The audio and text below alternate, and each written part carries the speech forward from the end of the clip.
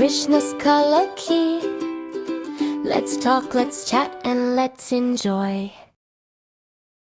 നമസ്തേ, നമസ്കാരം.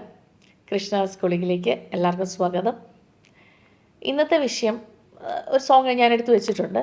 അതിന് മുമ്പേ സിനിമ പ്രവർത്തകരുടെ, ഞാൻ ഇടയ്ക്ക് പറഞ്ഞു സിനിമാ പ്രവർത്തകർ എന്നെ സിനിമയെ കൊല്ലും എന്നുള്ളത് ഇല്ലേ എന്ന് പറഞ്ഞ പോലെ ഇപ്പോൾ ബാൾട്ടി ഫിലിം ഇറങ്ങിയിട്ടുണ്ട്, മൂവി ബാൾട്ടി, ഷൈൻ നിഗത്തിൻ്റെ. ഷൈൻ നിഗം എങ്ങനെ ആയിക്കോട്ടെ, കറക്റ്റ് ടൈമിന് വരിക, അഭിനയിക്കുക എന്നുള്ളതാണ് ആളുടെ ജോലി.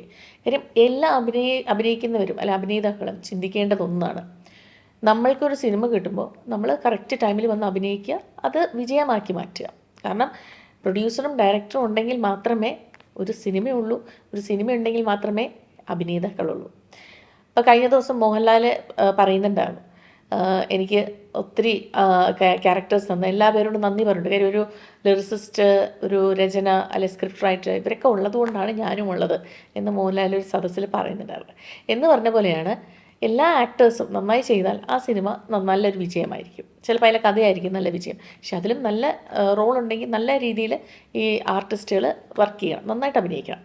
അപ്പോൾ ഷൈൻ നിഗം നന്നായി അഭിനയിക്കുന്ന ഒരു വ്യക്തിയാണ്. ഏറ്റവും എനിക്കിഷ്ടമുള്ള എന്തുകൊണ്ടെന്ന് പറഞ്ഞാൽ അബിയുടെ മകനായതുകൊണ്ട്. കാര്യം ഞാനൊക്കെ ആഗ്രഹിച്ചിട്ടുണ്ട് അബി ഒരു നല്ല നായകനായിട്ട് വരണം എന്നൊക്കെ ആഗ്രഹിച്ചിട്ടുണ്ട്. പക്ഷെ അദ്ദേഹത്തിൻ്റെ മകനാണ് ആ ഭാഗ്യം കിട്ടിയിരിക്കുന്നത്. അത് ഈശ്വരൻ നിശ്ചയിച്ചിരിക്കുന്നത് അങ്ങനെയായിരിക്കും.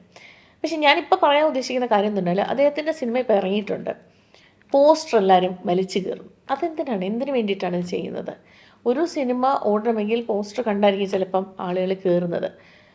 ആ പോസ്റ്റർ അവിടെ നിന്ന് റിമൂവ് ചെയ്തതിന് ശേഷം വേറെ സിനിമയുടെ പോസ്റ്റർ ഒട്ടിക്കാൻ പറഞ്ഞാൽ അത് ശരിയായ കാര്യമാണ്. അപ്പോൾ സിനിമാ പ്രവർത്തകർ തന്നെയല്ലേ ഇത് ചെയ്യുന്നത്? അങ്ങനെ ചെയ്തുകൊണ്ട് ഒരാളെ തരം താഴ്ത്തേണ്ട കാര്യമുണ്ടോ, അല്ലെങ്കിൽ ആ സിനിമയെ തരം താഴ്ത്തേണ്ട കാര്യമുണ്ടോ? ഒരു സിനിമ എന്ന് പറയുന്നത് ആ സിനിമേൻ്റെ അകത്ത് 400 പേരോളം വർക്ക് ചെയ്തിട്ടുണ്ടോ?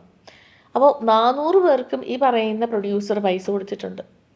ഞാനൊരു സദസ്സിൽ ഇത് പറഞ്ഞിട്ടുണ്ട്. അതായത് സിനിമയിലെ പൈസ കൊണ്ട് നമ്മൾ കളയുകയാണ് എന്ന് ചിലർ പറയാനുണ്ട്. അല്ല, സിനിമയിലെ പൈസ ടാലൻസിനാണ് നമ്മൾ ഉപയോഗിക്കുന്നത്. ഓരോ വർക്കേഴ്സിനും അവരുടെ പൈസ കൊടുക്കുന്നുണ്ട് ഒരു ജോലി കഴിഞ്ഞാൽ. അപ്പോൾ ജോലി ചെയ്യുന്നവർക്ക് നമ്മൾ പൈസ കൊടുക്കുന്നു. ഇത് ചിന്തിക്കേണ്ടതാണ്. ഒരാൾക്ക് നമ്മൾ പൈസ കൊടുക്കുമ്പം അവരുടെ കുടുംബത്തിൽ 4 പേരുണ്ടെങ്കിൽ ഈ 4 പേരുടെയും ജീവിതം നടക്കുന്നത് ഇവരുടെ ഈ അധ്വാനിച്ച് കൊണ്ടുവന്ന ഒരാളുടെ കഴിവിലാണല്ലോ.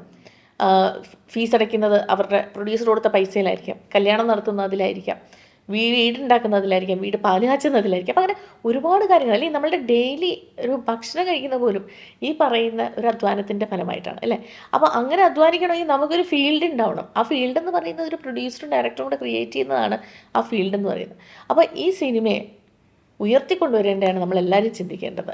വേറൊരാളുടെ സിനിമ ഓടരുത് എന്ന് വിചാരിച്ച് ഇപ്പുറത്തെ ആളത് കെടുത്തി കഴിഞ്ഞാൽ അവനവനെ എന്തായിരിക്കും പിന്നെ ചിലപ്പോൾ സിനിമ ഉണ്ടാവാതെ വരുന്നത്. അപ്പോൾ അതുകൊണ്ട് സിനിമയിൽ നിൽക്കുന്ന എല്ലാ പേരും മറ്റൊരാളല്ല, പുതുതായിട്ട് വരുന്നവരെയും കൂടെ ഒരു കൈ പിടിച്ച്, ഒരു തോണിയിലോട്ട് കയറുമ്പോൾ നമ്മൾ പുതിയ ആളാണോ പഴയ ആളാണോ എന്ന് ചിന്തിക്കുന്നില്ലല്ലോ ഇല്ലേ. തോണിയിൽ സഞ്ചരിക്കുമ്പോൾ നമ്മൾ കൈ പിടിച്ച് കയറ്റും, എന്തുകൊണ്ടാണ് വീഴാതിരിക്കാൻ വേണ്ടി. അങ്ങനെ ഈ ഫീൽഡിലേക്ക് എല്ലാ പേരെയും കടത്തി കൊണ്ടുവന്നു കഴിഞ്ഞാൽ, അല്ലെ അവരെ ഒന്ന് കൈ പിടിച്ച് സഹായിച്ചാൽ എന്താണ് പ്രശ്നം? എനിക്ക് മാത്രം എന്ന് ചിന്തിക്കാതെ എല്ലാ പേരെയും അതിലേക്ക് ഉൾപ്പെടുത്തിയാൽ നിങ്ങൾക്ക് ഒരുപാട് സിനിമകളുണ്ടാവും. അപ്പോൾ ഇനി സിനിമയിൽ അവനവൻ്റെ അന്നം അവനവൻ തന്നെ ഇല്ലാണ്ടാക്കരുത്. അപ്പോൾ പോസ്റ്റർ വലിച്ച് കീറരുത്. ഇതെനിക്ക് ജസ്റ്റ് ഒന്ന് എല്ലാവരും ഇൻഫോം ചെയ്യണമെന്നുണ്ടായിരുന്നു ഇതിലൂടെ. ഇനി നമുക്ക് അടുത്ത സോങ്ങിലേക്ക് കിടക്കാം. ആറാം തമ്പുരാൻ എന്ന സിനിമ ഞാൻ പറയണ്ടേ, എല്ലാവർക്കും അറിയാം. ഹരിമുരളീരവം, എല്ലാ കൊച്ചു കുഞ്ഞുങ്ങൾ വരെ ഇപ്പോഴും പാടിക്കൊണ്ട് നടക്കുന്ന പാട്ടാണ് ഹരിമുരളീരവം. അപ്പം അത് എഴുതിയിരിക്കുന്നത് ഗിരീഷ് പുത്തഞ്ചേരിയാണ്, പിന്നെ മ്യൂസിക് രവീന്ദ്ര മാഷാണ്. ഹരിമുരളീരവം ഹരിത വൃന്ദാവനം പ്രണയ സുധാമയം മോഹനഗാനം. നമ്മളിത് പാടി നടക്കുന്നുണ്ട്. അപ്പോൾ എന്താണ് സുധാമയം, പ്രണയ സുധാമയം? അപ്പോൾ സുധാമയം കണ്ടുപിടിച്ച് വരുമല്ലോ അല്ലേ. Okay, bye bye. Krishna's color key. Let's talk, let's chat and let's enjoy.